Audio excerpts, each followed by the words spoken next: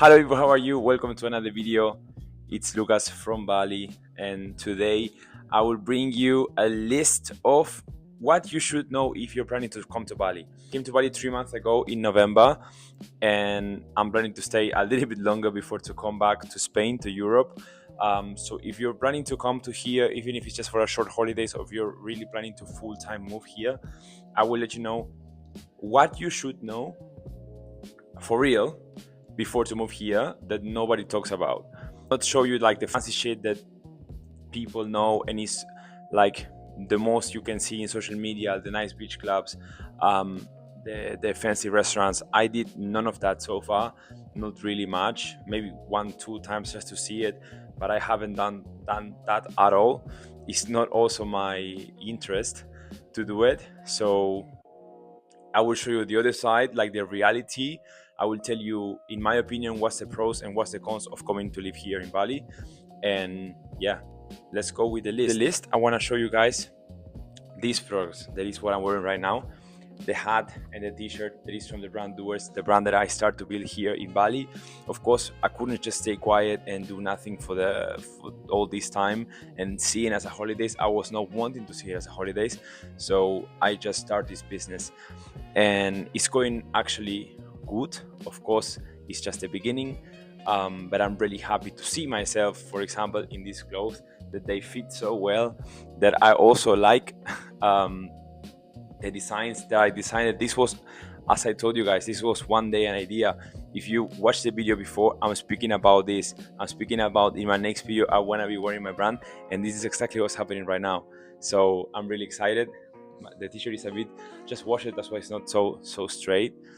I need to iron it, but yeah, if you want to support my brand, if you want any of these products for yourself, we do free shipping worldwide, so you can get yours. I will drop the link below, or just visit doersclothes.com and just choose whatever you like and send it. And if you are watching this video, you put the code YouTube20 to get 20% discount in anything you choose. So without more, let's go into the list. The first item in the list, that is the visa.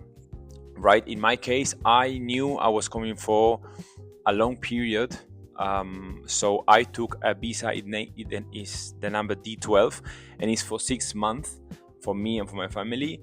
In my case, I also paid the visa already when I was in Spain. I found a contact from a company in Canggu that is really so easy to do. In 1 week, I had already the visa done after I paid when I was in Spain, and they sent me everything, and everything was perfect. As soon as we land here, they sent me a step-by-step of all the things I need to do, and everything was so smooth after that. So I was really thankful that I've done that, and in my home already, in my tranquility, before to have all of the stress of traveling. Also, when you do it like this, it's way cheaper. You save really a lot of money, because if you're planning to make your visa in a store here that you will find walking in the street in Canggu, for example, it will cost much more. Number 2 on the list is a language barrier. Of course, you know, coming to Indonesia, people here, they speak Indonesian. You need to have at least a basic level of English. Everyone here speaks in English. Everything happens in English, like in supermarkets, in classes, restaurants, gyms. Everyone speaks in English. It's a very touristic city. It's a very touristic island, sorry, and most of the people talks in English. Most of the people that visit this place are English speakers. Planning to come here, be aware that you have to learn English. I'm of course native Spanish speaker, but when I traveled to China in the first time, when I started traveling, I found myself being challenged all the time by, okay, I understand what all these people is saying, but it's hard for me to speak it.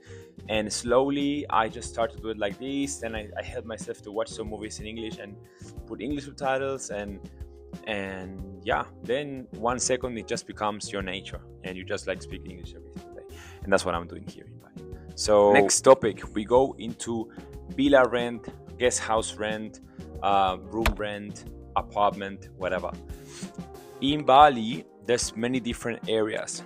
So I personally prefer Canggu because it's closer to the gym that I train. That's for me very important.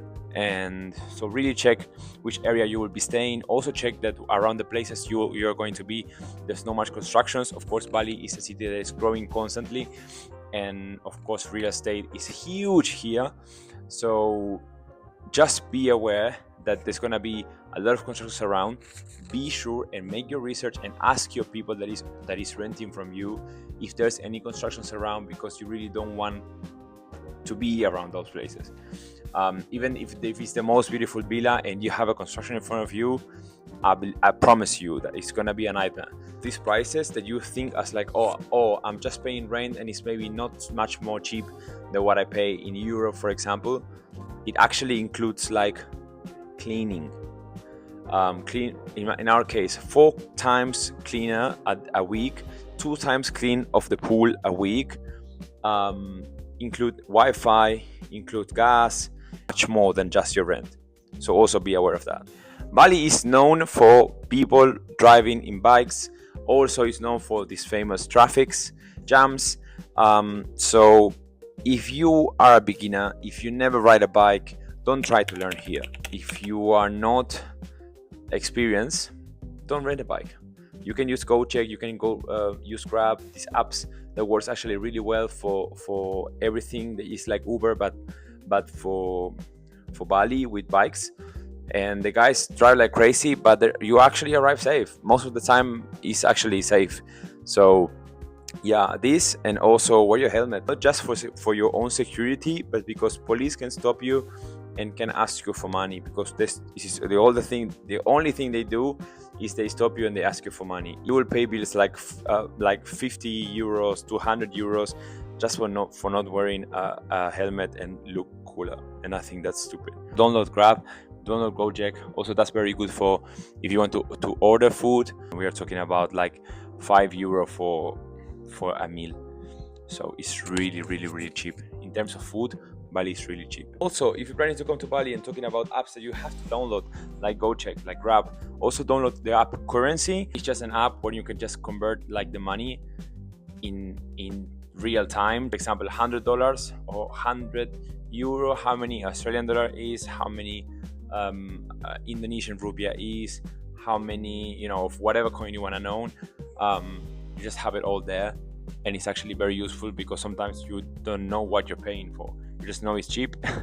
And if you pay, I don't know, with your cards and you receive notifications in your phone, sometimes depending on which online bank you use, they convert it for you, and like, oh okay, I just spent €30.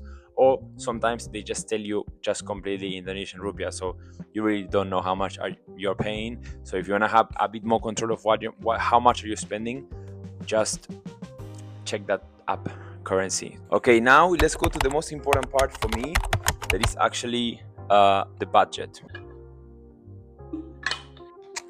And this is what people ask me the most, like how much money you spend in a month in Bali.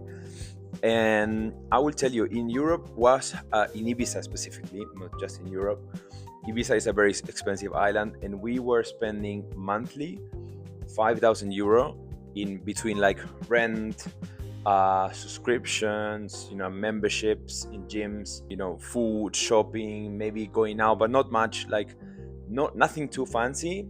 €5,000 in Ibiza. Here in Bali, we are spending €3,000 a month, but the quality of life and what you get in exchange is not just rent and cost. With the rent, is like almost all the costs included. The shopping is like super cheap when it comes to like shopping things. When it comes to shop, like go for lunch, for dinner, we actually eat out every single day, and that's something that we couldn't at all do in Ibiza. Or if we do, we will just spending €10,000 a month. Memberships in gym is the only thing that is expensive in comparison to your local gym from your city. We in Ibiza used to pay €40 for the membership in the gym. Like the year of our gym is like €500. And here you spend €500 in maybe 3 months of membership in the gym. But again, it's not just a membership in a gym, in a normal gym.